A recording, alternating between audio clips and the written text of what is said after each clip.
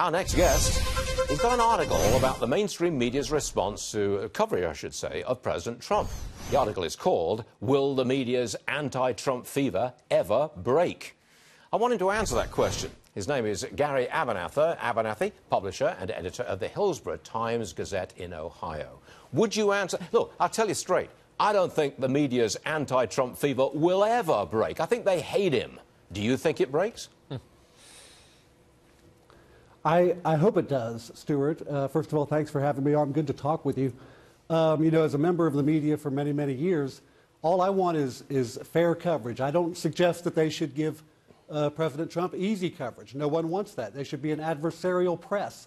But what's happened is they've crossed that line from an adversarial press and even just a left-leaning press to become really almost a political movement to themselves. As I said in my article, they might as well just get ready to nominate a standard bearer in the next election. They've become the resistance. Why do you think they're like that? I think it's personal. I think they just detest the type of guy and the tone and tenor of this president. But what do you say?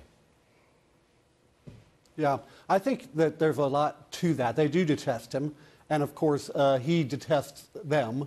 But you know what? When President Trump attacks fake news, when he accuses the media of being unfair and reporting fake news and so on, they really need to ignore that. They're the ones that need to rise above that and do their jobs. And just, we depend on people being covered in a fair and balanced way, to coin a phrase, and they don't. I think a lot of them were so anticipating that Hillary Clinton was going to be the next president. They spent months planning for that, the first woman president. And when that didn't happen, they were crushed and angry.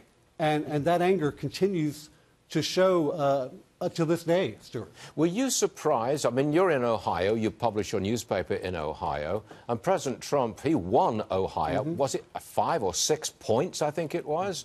I thought... I think 8 points at the end of the day. Yeah, that's right. I was surprised by that. Were you? No, I was not surprised by that. And you have to remember, when you look at Ohio, you're looking at two distinct regions. Northern Ohio, what we call above Columbus, and Southern Ohio. Northern Ohio, more Democratic, more liberal. Southern Ohio, more rural, more conservative. But I always felt, and I was even writing in local columns, this was a change election. And the people in Ohio were ready for a change. Hillary was a very bad candidate. The people in Ohio were ready for a change election. And it's interesting now, Stuart, because, you know, a lot of media people are coming into Ohio, especially Southern Ohio. We have a Japanese newspaper coming into Hillsboro tomorrow that I'm supposed to sit down with. And everyone wants to come in and it's kind of like visit to the zoo. I mean, they're very nice people, but they're coming in to kind of see, what is it about regions like this? What is it about Trump supporters? They're so out of touch, the mainstream media in particular, with people who voted for Trump, and now they're trying to figure it out. I do have to say, you know, the Washington Post I've always been very critical of over the years, but they reached out to me to write articles to try to expand their voices a little bit, and so maybe that's a good sign. Maybe there's an effort to try to recognize people outside the Beltway, so to speak, or the people in flyover country, and figure out what's going on there. I hope they keep doing that. It's alien territory for the coastal elites, and that's a fact. But one last point. I think that the media, because of their attitude towards President Trump, has lost a great deal of credibility. I think you'd agree with that? Yeah, I do agree with that. They have lost a lot of credibility, and they need to get it back.